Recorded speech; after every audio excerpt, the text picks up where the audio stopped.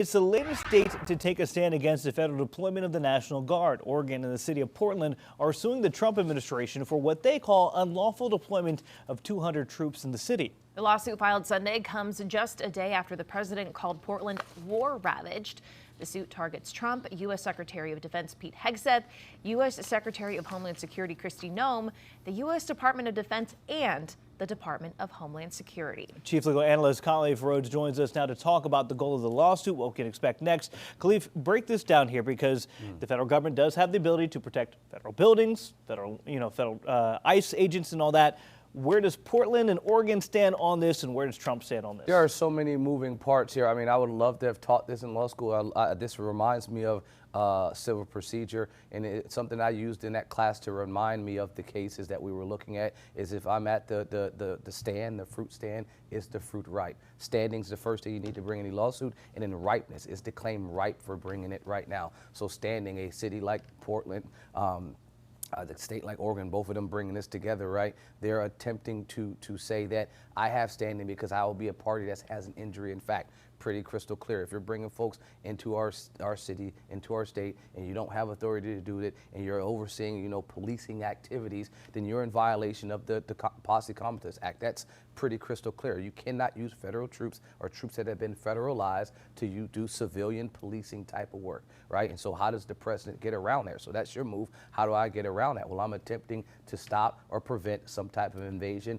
or rebellion, and then I can, as you mentioned, utilize them to protect federal buildings, right? Now, it doesn't really talk about protecting federal agents, but it does talk about protecting federal buildings. And so when you do that, even in that capacity, they still can't be utilized to police. So then how do I say that now I'm stopping some rebellion or invasion? I point to Antifa, but you have to be able to point to statistics that show support, some evidence, some receipts that are able to say that, yes, these folks that I am saying are rebelling and invading against our country are actually doing that. These aren't just people that are protesting that are not a rebellion. That will be the pushback. That will be what occurs. And so I bring up ripeness. Well, there are no troops there now. So they're asking for an injunction, likelihood of success on the marriage, irreparable harm, balancing of equities, this public policy. But you can't get to any of that if it's not right.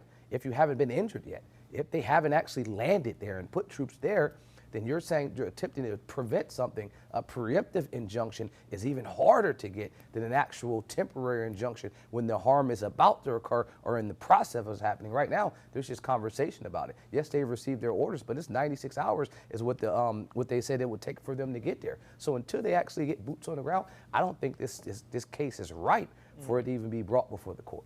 Okay, so this is not the first lawsuit that's been filed. This is not the first instance of National Guard troops being deployed to cities, Washington, D.C., L.A., Chicago.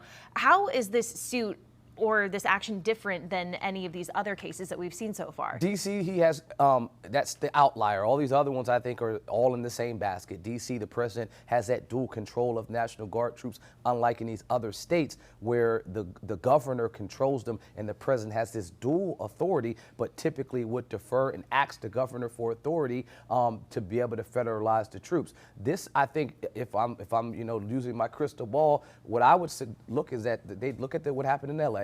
The judge looking at this case, once it's ripe, will look at what happened in L.A. and say, look, this is not precedent. I don't have to follow that, but it could be extremely persuasive. And what did that judge say in L.A.? Listen, you don't have constitutional authority to do what you're doing, Mr. President. You've exceeded your power, and so your National Guard troops can't be utilized for what you're attempting to utilize them for. And remember, the judge there didn't send them away, didn't say they couldn't be there, just directed them that they couldn't do policing activity, and they had to be only utilized for protecting buildings. And even that regard, I think after further hearings would be utilized that you can't utilize them for that capacity either, because then he'd still have to prove the invasion or rebellion aspect, which I think he'd have trouble proving. Khalif, because I know we're short on time, isn't that though enough for the Trump administration just to have them there as a show, whether or not they're actually weaponized or doing anything there, just to have the troops there and seeing the fatigues?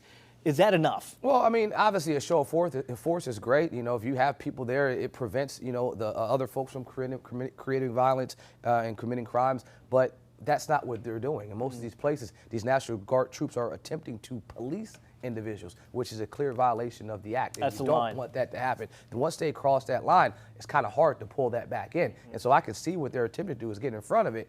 but you can't get in front of it. Ripeness is important. Injury in fact is important. Once you have those things lined up, bring your case in front of the court. I think this is a pretty clear example of a violation of attempting to use them to police. So the fruit's not ripe yet for Portland and Oregon.